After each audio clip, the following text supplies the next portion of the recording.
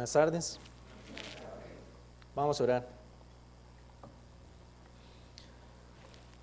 Bendito Dios y Padre Celestial,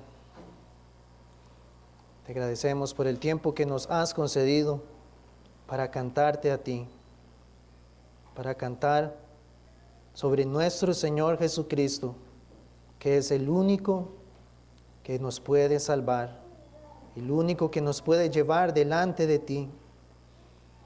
Y ahora rogamos, bendito Señor, que al exponer tu palabra en medio nuestro, que tu Espíritu Santo pueda aplicar este pasaje en el cual vamos a estar meditando, para que asimismo nosotros podamos entender cuán incapaces somos de cumplir con lo que tú exiges, pero a la misma vez que podamos ver a Jesucristo, a tu Hijo amado, a quien tú enviaste, que es el único que sí puede satisfacer todo lo que tú demandas, y que amparados entonces en su justicia, es que nosotros podemos cantarte y presentarnos delante de ti.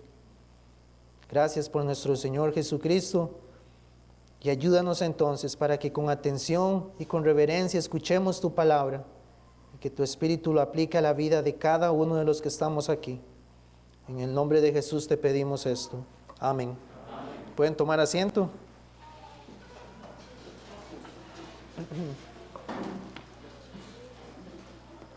Muy bien, en las tardes estamos teniendo el estudio en el Evangelio de Marcos. Lo estamos haciendo de una manera evangelística. Entonces estamos en Marcos capítulo 12. Evangelio según Marcos capítulo 12. Vamos a leer a partir del versículo 28 hasta el versículo 34.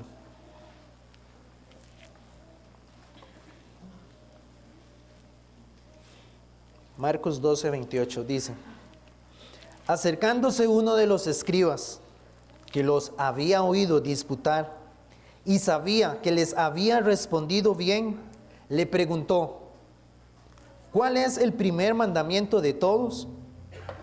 Jesús le respondió: el primer mandamiento de todos es: oye, Israel, el Señor nuestro Dios, el Señor uno es, y amarás al Señor tu Dios con todo tu corazón, y con toda tu alma, y con toda tu mente, y con todas tus fuerzas. Este es el principal mandamiento. Y el segundo es semejante: amarás a tu prójimo como a ti mismo. No hay otro mandamiento mayor que estos. Entonces el escriba le dijo: bien, maestro, verdad has dicho, que uno es Dios y no hay otro fuera de él. Y el amarle con todo el corazón, con todo el entendimiento, con toda el alma y con todas las fuerzas, y amar al prójimo como a uno mismo, es más que todos los holocaustos y sacrificios. Jesús entonces, viendo que había respondido sabiamente, le dijo: no estás lejos del reino de Dios. Y ya ninguno osaba preguntarle. Amén. Estamos basando entonces nuestra exposición en este Evangelio, el Evangelio según Marcos. En la Escritura nosotros encontramos lo que es el relato acerca de la vida, de la muerte y de la resurrección de nuestro Señor Jesucristo en los Evangelios de Mateo, precisamente el de Marcos, Lucas y Juan. Cada uno de ellos nos da un enfoque acerca de la obra que nuestro Señor vino a realizar. Ellos presentan un enfoque, como hemos visto. Mateo nos ha presentado, cuando hemos tenido la oportunidad de leer en este Evangelio, a Cristo como el Rey, el descendiente del linaje del Rey David. En el Evangelio de Lucas lo vemos como el Hijo del Hombre. En el Evangelio según Juan lo vemos como el Dios que se encarnó, haciendo señales que apuntan a su divinidad. Como hemos estado estudiando en el Evangelio de Marcos, constantemente vemos a Cristo en movimiento, realizando obras, haciendo milagros, sanidades, enseñando y exponiendo el Evangelio. Todo esto con una finalidad. Y a partir del capítulo 11, cuando se da la entrada de él a Jerusalén, estudiamos en su momento que esto ocurrió un día domingo, y a partir del capítulo 11, el evangelista Marcos nos está presentando la obra de Cristo en esa semana, lo que ocurrió el domingo, lo que ocurrió el martes, y precisamente este día, martes, es cuando se da el enfrentamiento de él con las autoridades religiosas y políticas de Israel. Vimos que ellos se le acercaron en Marcos 11:28 y cuestionaron la autoridad de Jesús. Al momento en que él llegó y reprendió al pueblo y con un enojo santo por lo que estaban haciendo, como la adoración que él había estipulado, que Dios había mandado en el Antiguo Testamento, ellos ahora estaban lucrando. Estaban haciendo un negocio de la adoración a Dios. Entonces él llegó y reprendió a estos mercaderes que estaban en el templo, y entonces vienen el Sanedrín, vimos que estaba formado por escribas, sacerdotes y ancianos, y vienen y le preguntan: ¿con qué autoridad haces estas cosas? ¿Y quién te dio esa autoridad para hacer estas cosas? Luego vimos que también ellos querían prenderle, poder presentarle una trampa para ver en Jesús algún error. ¿Con qué fin? Con el fin de poder llevarlo ante las autoridades y que él fuera entonces juzgado y condenado a muerte. Eso era lo que ellos estaban buscando. Entonces vemos luego en Marcos 12:14 que le cuestionan con respecto al pago de los impuestos, y vienen y le hacen otra pregunta. Le dicen: ¿es lícito dar tributo a César o no? ¿Daremos o no daremos? Entonces también vimos qué era realmente el interés de ellos. No era conocer si debían pagar o no, sino ver si la respuesta de Jesús podía comprometerlo con las autoridades políticas, o si más bien su respuesta podía comprometerlo con la enseñanza que ellos tenían, con la parte religiosa. Y la semana anterior vimos cómo otra vez viene otro grupo, que en este caso fueron los saduceos, a cuestionarle entonces ahora acerca de la resurrección. Le presentaron el caso de la mujer que se casaba, que tuvo su primer esposo y murió, y así llegaron varios hermanos y se casaron con ella. Entonces le preguntaron que en la resurrección, ¿de cuál de ellos será ella mujer, ya que los 7 la tuvieron por mujer? Entonces ellos venían con esas preguntas. Realmente entendemos que no era un interés genuino de llegar delante de él para aprender, para ser expuestos a una correcta interpretación de las Escrituras, sino que vemos que constantemente estaban al acecho de Jesús para poder acusarle. Recordemos cómo en el Evangelio de Juan, nuestro Señor igual cuando está teniendo un enfrentamiento con los líderes religiosos, Él les dice: ¿quién de ustedes me puede a mí redarguir de pecado? Ahí les estaba dando la oportunidad nuevamente. Pueden señalarme un pecado. Pero ellos, esto cada vez más bien los enfurecía, porque no podían encontrar nada por lo cual acusarle. Y ahora llegamos aquí a este pasaje y nos encontramos con otra pregunta. Pero igual podemos, según lo que hemos leído, cuestionarnos si realmente este hombre, en el Evangelio de Mateo, que es el pasaje paralelo al que hemos leído, dice que este hombre también llegó con la intención de tentarle. Pero conforme vamos a ir viendo el desarrollo de este evento, vamos a ver que al final tal vez la enseñanza que Jesús le dio logró despertar un interés en él, porque el mismo Cristo reconoció la respuesta que él le dio. Entonces dice la Escritura que vino un escriba. Entonces quiero brevemente leerles el trabajo que hacían estos hombres. Entonces los escribas, bajo la convicción de que el exilio, o sea, cuando el pueblo de Israel fue conquistado por otra nación, ellos tenían la convicción de que eso había sucedido como resultado de una falta de conocimiento y obediencia a la ley. Entonces, todos estos exiliados israelitas se dedicaron al estudio del Antiguo Testamento, y los escribas se volvieron expertos en ello. Se volvieron expertos en la ley, en el Antiguo Testamento. Y se consideraba que tenían la autoridad en asuntos de interpretación de las Escrituras. Entonces, los rabinos eran los maestros que transmitían el entendimiento que los escribas tenían de las Escrituras al pueblo de Israel. Entonces ellos, los escribas, daban la interpretación de la ley y los rabinos, esa interpretación de los escribas, se la presentaban al pueblo. Eso era la labor que ellos en ese tiempo, cuando están enfrentándose con nuestro Señor Jesucristo, eso era lo que ellos realizaban. Entonces es interesante entender esto, como alguien que era preparado en asuntos de interpretación de las Escrituras, llegó haciéndole una pregunta tan importante que un maestro, que era el que enseñaba al pueblo, debía conocer. Porque ¿qué le estaba enseñando al pueblo? Porque vemos que la pregunta es, ¿cuál es el primer mandamiento de todos? Entonces, él debía interpretar correctamente las Escrituras para enseñarle al pueblo. Entonces, desde aquí entendemos que hay cierta trampa, podríamos decir, porque puede ser que realmente no lo conocían. O que sí, recordemos que ellos habían clasificado todos los mandamientos que estaban en el Antiguo Testamento. Los tenían en dos grupos, los que eran positivos y los que eran negativos, lo que debían hacer y lo que no debían hacer. Entonces ellos se cuestionaban cuál de estos debe ser el más importante.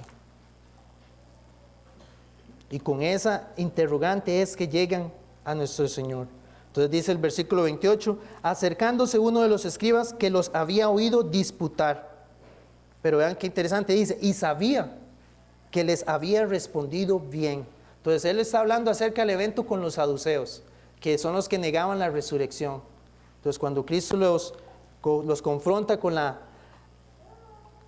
como él les dijo, con el error que tenían al ignorar las Escrituras y el poder de Dios. Entonces este escriba se dio cuenta, dice, lo escuchó que les había respondido bien. Entonces él primero escuchó cómo Jesús contradijo la enseñanza de los saduceos.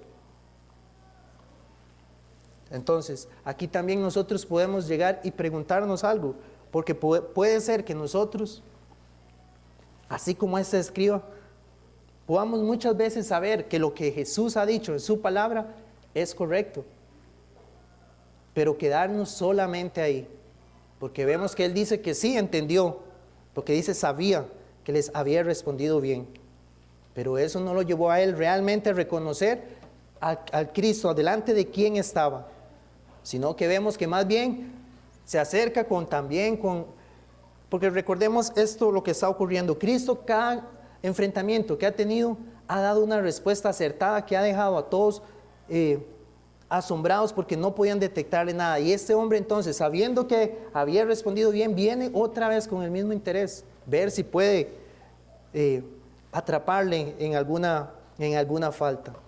Entonces, así es como los hombres muchas veces pueden llegar a escuchar lo que Cristo, lo que la palabra de Dios enseña, lo que la palabra de Dios manda, saber que lo que está ahí es correcto, pero quedarse hasta ahí. No reconocer realmente cuál es su condición delante de Dios. Nada más asentar y decir es correcto lo que está ahí, pero continuar en sus pecados. Aquí mismo en el Evangelio de Marcos, en el capítulo 6, se nos habla de Herodes cuando escuchaba predicar a Juan el Bautista. Dice en el versículo 20, porque Herodes temía a Juan, sabiendo que era varón justo y santo, y le guardaba a salvo. Y dice, y oyéndole, se quedaba muy perplejo, pero le escuchaba de buena gana. Igual, escuchaba, se quedaba perplejo, asombrado de lo que estaba oyendo, de una enseñanza justa, correcta, pero no, la Escritura no nos habla de que él realmente asentiera o aceptara lo que Juan estaba predicando. También en Hechos 24, cuando Pablo está encarcelado, también nos presenta en el versículo 24 otro hombre que se expone nuevamente a la palabra. Dice en el versículo 24 de Hechos 24, algunos días después, viniendo Félix Con Drusila, su mujer, que era judía, llamó a Pablo y le oyó acerca de la fe en Jesucristo. Pero al disertar Pablo acerca de la justicia, del dominio propio y del juicio venidero, Félix se espantó y dijo: ahora vete, pero cuando tenga oportunidad te llamaré. Esperaba también con esto, dice, que Pablo le diera dinero para que le soltase. Dice, por lo cual muchas veces lo hacía venir y hablaba con él. Entonces, muchas veces este hombre Félix escuchó acerca del Evangelio, acerca de la fe en Jesucristo, pero nosotros vemos el relato y tampoco escuchamos que él haya reconocido su incapacidad y que se haya arrepentido. Entonces, de igual manera, puede haber en medio nuestro, o podemos incluso reconocer que en nuestra condición muchas veces fue así: escuchar acerca del Evangelio, reconocer cuán incapaces éramos, cómo pecábamos contra el Señor, pero quedarnos en esa condición. No ir realmente a aquel que nos podía salvar. Y esta puede ser la condición de algunos hoy en medio nuestro. Entonces este escriba viene y le hace una pregunta a Jesús. Como vimos es, ¿cuál es el primer mandamiento de todos? Entonces la respuesta que Jesús va a dar a esta pregunta ya en otros eventos, en los mismos evangelios, él también había utilizado la ley para enseñarles cuál debía ser la prioridad en la vida de los hombres. En Marcos 10:17, en el relato del joven rico, que le dice: ¿qué haré para heredar la vida eterna? Y en Lucas 10:25-28, que dice que otro intérprete de la ley, dice en el versículo 25, Lucas 10:25, que se levantó un intérprete de la ley y le dijo, para probarle nuevamente: maestro. Que también recordemos que semanas anteriores vimos también esto. Llegan, se presentan delante de Jesús para probarle, pero ¿cómo le llaman? Maestro, reflejando toda la hipocresía que hay en ellos. Porque realmente si él era su maestro, si fuera su maestro, creerían lo que él predicaba y lo que él enseñaba y lo hubieran seguido realmente a él. Pero vemos que era solo para probarle. Y le pregunta exactamente, ¿haciendo qué cosa heredaré la vida eterna? Entonces también un mal entendimiento. ¿Por qué? Porque los hombres creemos que debemos hacer algo. Eso es lo que está en nuestra naturaleza. Debo poder lograr obtener la salvación, lograr obtener el favor de Dios. Tengo que tener la capacidad de hacer algo. Y en el versículo 26 de Lucas 10 dice, él le dijo, ¿qué está escrito en la ley? ¿Cómo lees?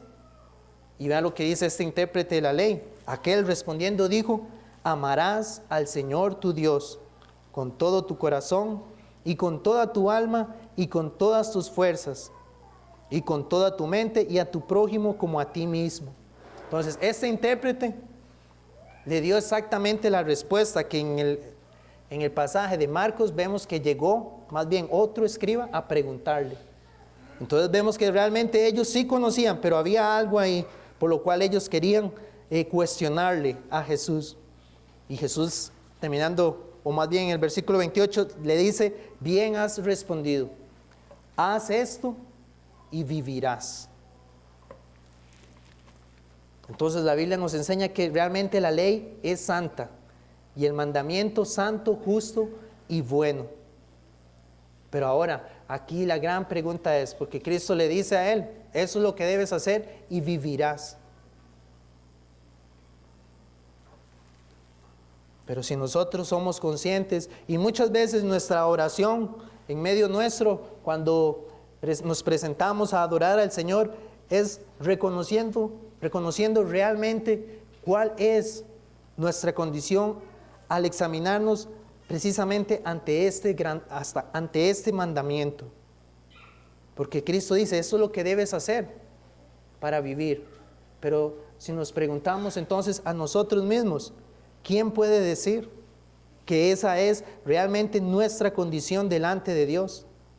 Amarle a Él, cuando Cristo dice con todo tu corazón, con toda tu alma, tu mente y con todas tus fuerzas.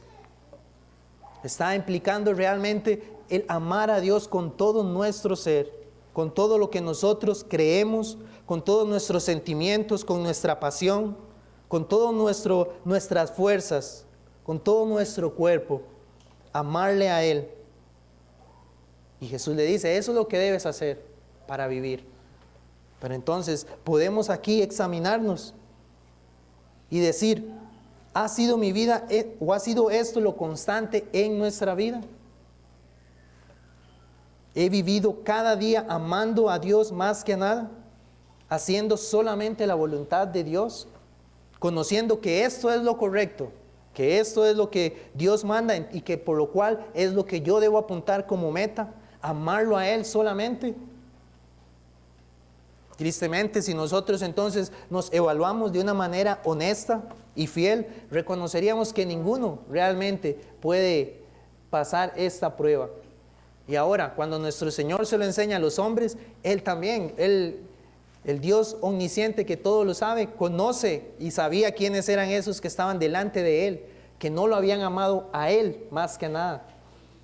Estos hombres realmente había un interés en ellos, porque recordemos que esos líderes religiosos obtenían ganancia del pueblo y que ellos muchas veces lo que querían al destruir a Jesús era no perder todo lo con lo cual ellos estaban ganando del pueblo, con lo cual estaban volviéndose ricos.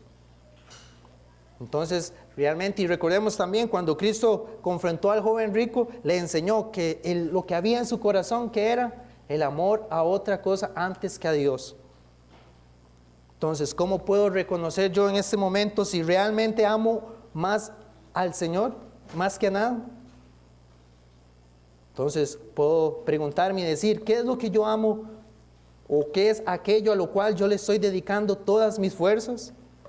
¿Qué es aquello a lo cual yo le estoy dedicando todo mi intelecto?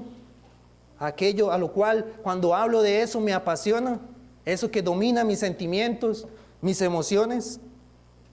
Es cuando hablo de Cristo, es cuando llego a su palabra y soy expuesto al Evangelio. Es eso lo que me está dominando y puedo decir, amo más a mi Señor y por eso quiero predicar de Él y señalar y apuntar cuando se está tergiversando la Escritura. O realmente todo esto lo tenemos enfocado y quebrantamos de esa manera el primer mandamiento, lo tenemos enfocado hacia otra cosa que, como dice en Romanos 1, adoramos a la creación, a la criatura antes que al Creador. Y nos volvemos entonces, quebrantamos el segundo mandamiento, que dice, no te harás imagen ni ninguna semejanza de lo que está creado, de lo que está arriba en los cielos ni abajo en la tierra. Entonces quebrantamos el primer mandamiento y el segundo mandamiento. Y así como hoy en la mañana fuimos expuestos a la ley del Señor, como nosotros nos desviamos. Y el primer mandamiento que entendemos, que resume los primeros 4 mandamientos de la ley, nosotros entonces entendemos que el primer gran mandamiento es nuestro primer gran pecado, no amar al Señor con todo nuestro ser. Entonces realmente esto debe traer a nosotros, si no lo conocemos a Él y anhelamos amarle a Él, entonces eso debe traer a nosotros ese dolor, pero a la misma vez nos debe llevar a querer buscar la solución a esto.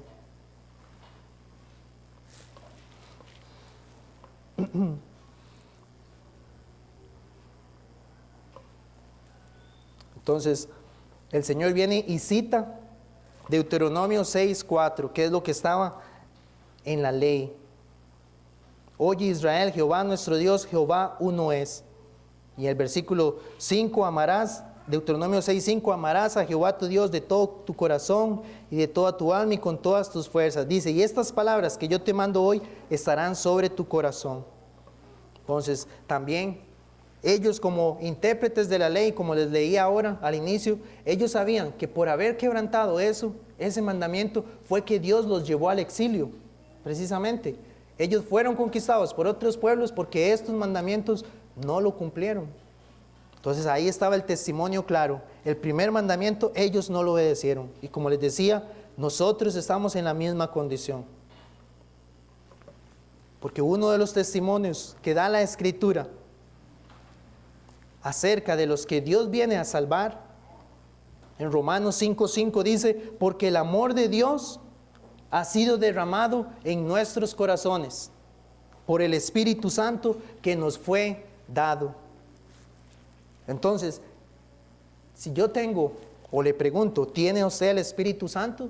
Porque una de las pruebas es que el amor de Dios ha sido derramado en usted. Y de esa forma entonces usted va a amar realmente la ley de Dios y amarle a Él. No como el pueblo entonces de Israel que era, y ahorita lo vamos a ver cómo era ellos continuamente haciendo sacrificios externos y cosas externas apuntando a que con eso entonces podían demostrar si realmente amaban a Dios o no. Se había convertido todo en un ritualismo, en algo externo, que precisamente eso es lo que Jesús reconoció de este hombre. Porque en el versículo 33 dice, o en el versículo 32 dice, entonces el escriba le dijo, bien, maestro, ¿verdad has dicho que uno es Dios y no hay otro fuera de Él?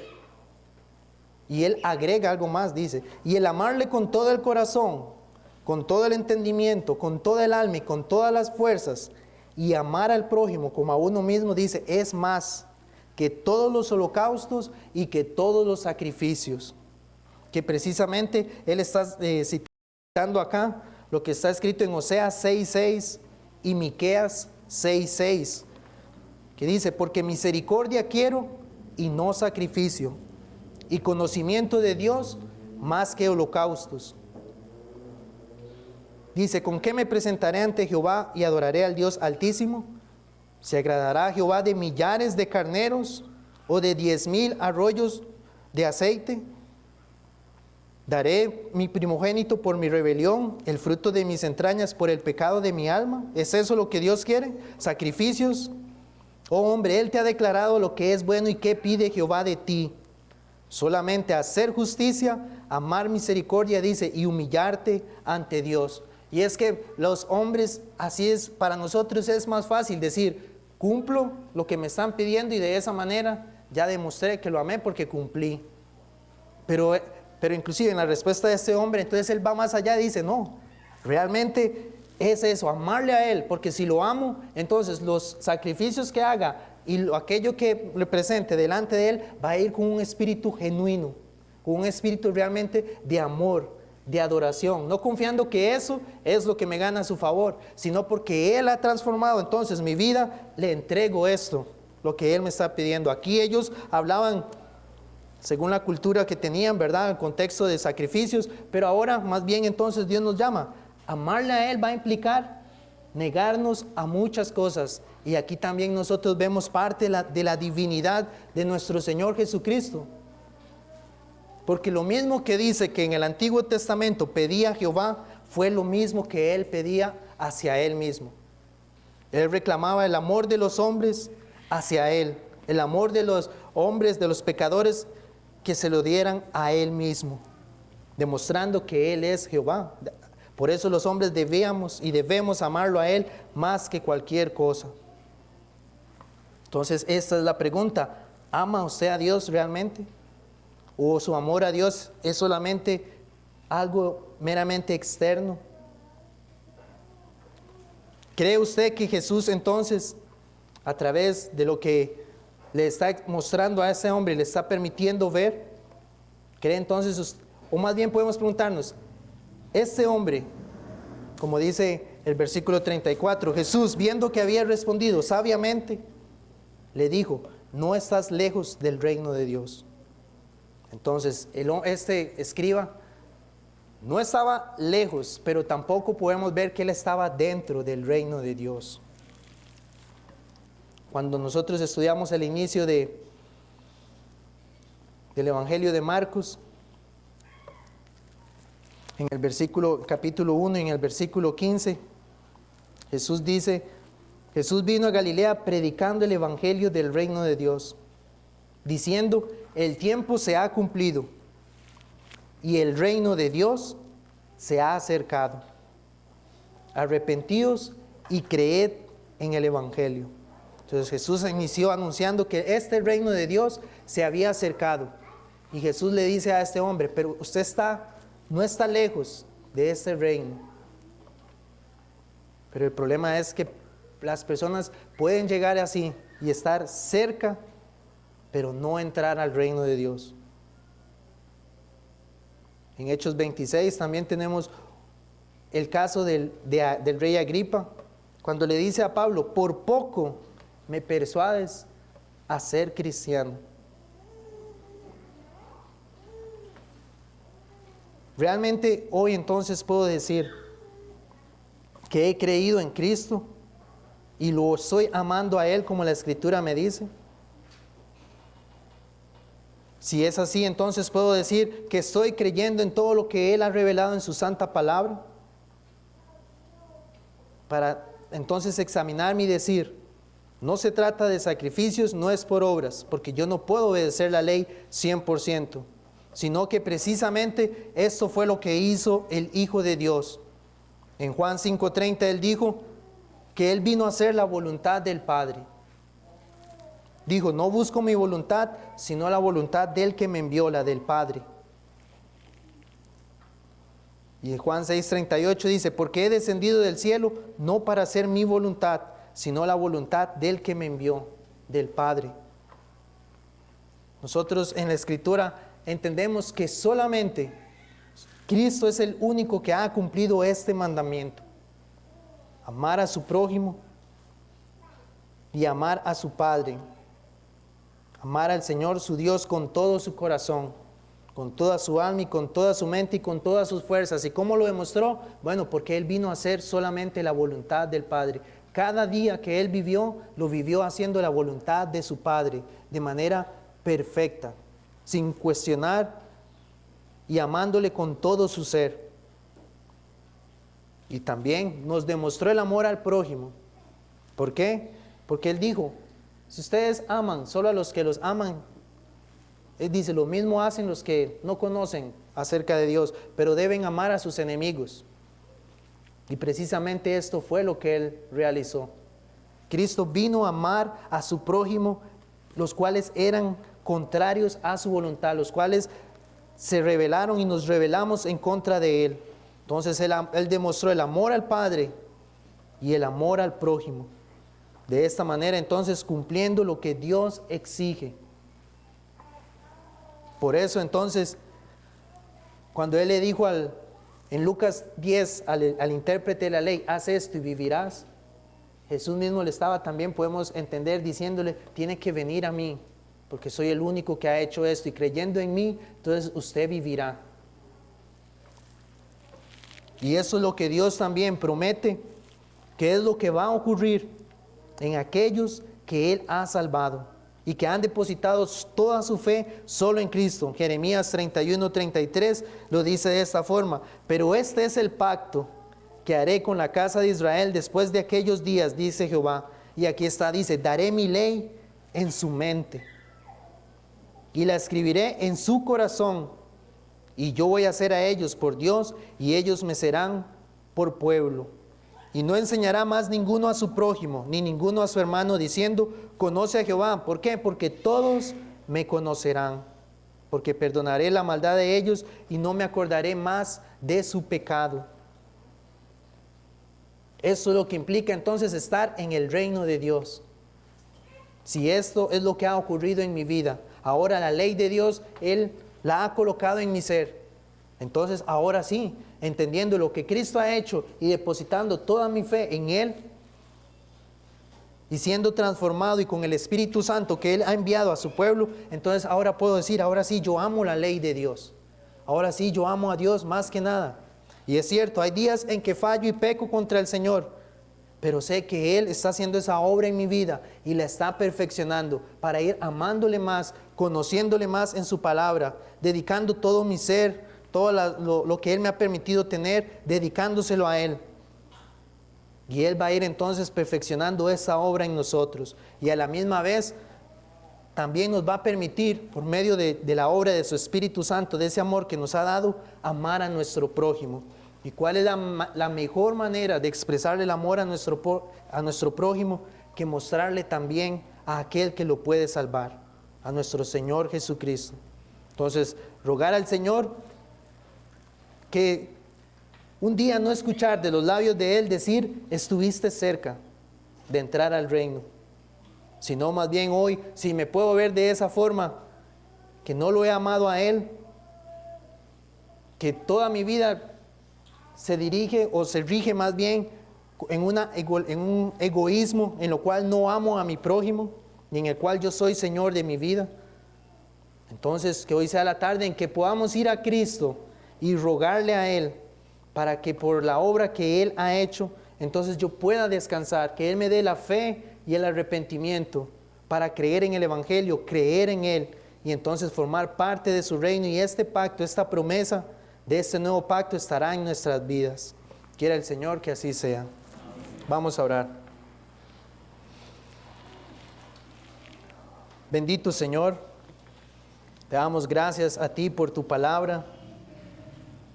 Gracias por lo que nos has permitido escuchar y meditar en estos minutos. Te damos también gracias por este que ha sido tu día en el cual nos has concedido congregarnos y adorarte a ti en la comunión de tu pueblo. Gracias por las predicaciones que hemos escuchado, Señor, tanto en la mañana como ahora. Y ayúdanos entonces para que tu Espíritu Santo aplique cada palabra que hemos escuchado a nuestra vida, a nuestra mente. Y ayúdanos entonces a vivir de acuerdo a tu palabra, Señor, confiando primeramente en la obra de Jesucristo. Y también, Señor, en que tú nos ayudas en medio, Señor, de nuestro diario vivir. Te doy gracias, Señor, entonces por la iglesia y por este tiempo que nos concediste. En el nombre de Jesús, amén. Amén.